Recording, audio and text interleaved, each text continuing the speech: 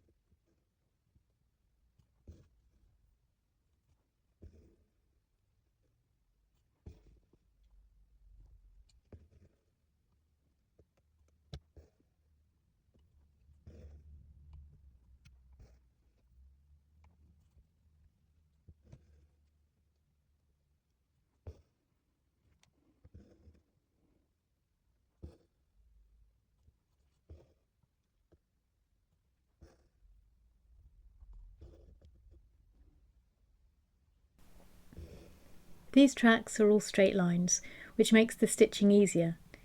In a minute, I'm going to have to work out how to introduce curves to single stitches.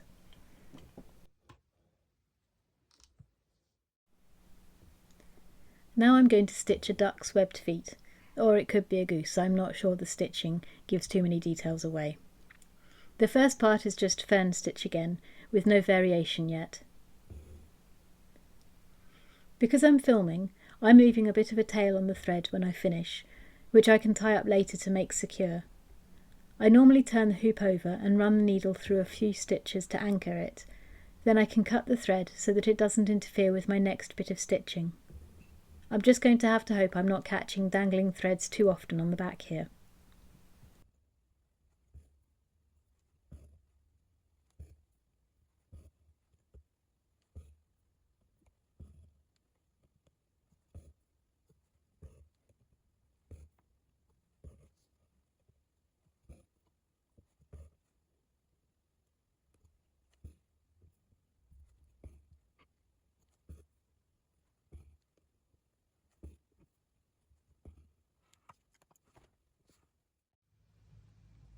I'm going to change to 1 strand for the webbing because it doesn't make such a deep impression in the snow. My first thought was that I could try straight stitches and leave the thread a little slack, but the design is very small, so the thread lies straight.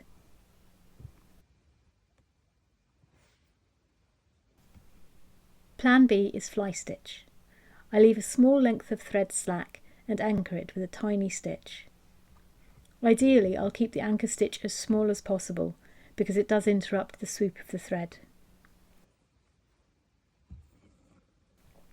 On a larger design, this would look a little more subtle, but it's basically the effect that I wanted.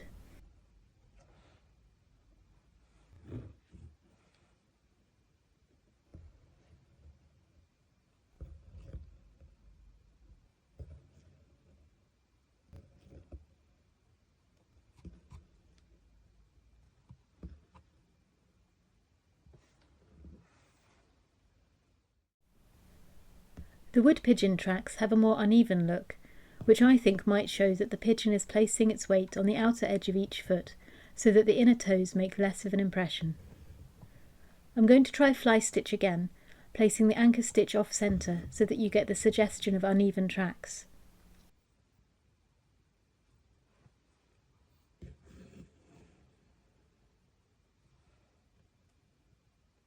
And then an extra stitch in the middle to finish the footprint.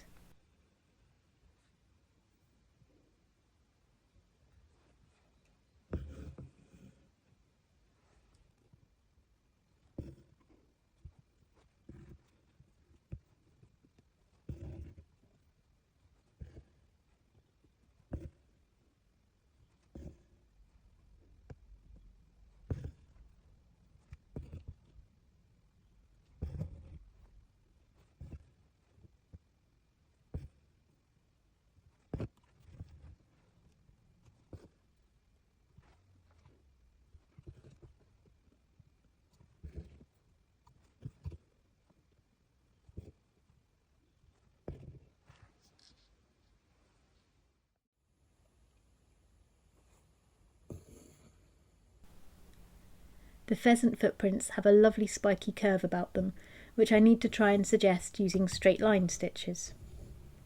I'm using a variation of fern stitch again. The middle toe needs to be a bit longer, and the toes at the side are shorter and a bit more splayed than some of the other tracks. I'm going to place the final stitch at the back at a slightly different angle to the middle stitch to help suggest a curve, in contrast to the straight tracks we see with the blackbird.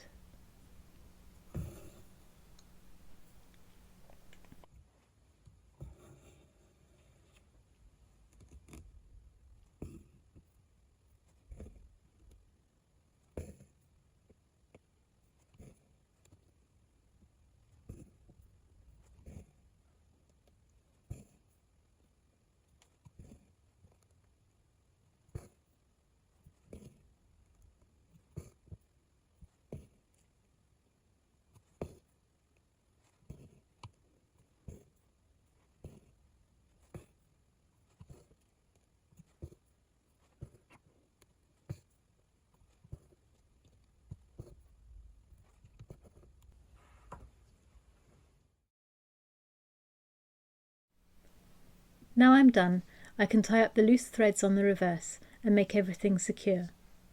But it's definitely worth doing this when you finish each thread, rather than waiting until you get to the end like I've done, because even short threads can get caught and snarled up. I've given this a bit of a tidy up already, but you can see areas where the thread got all knotted.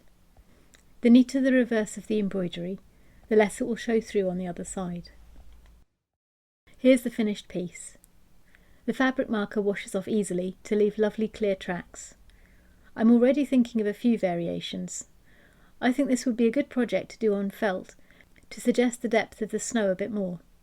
I don't have any white felt at the moment, or that would have been my first choice.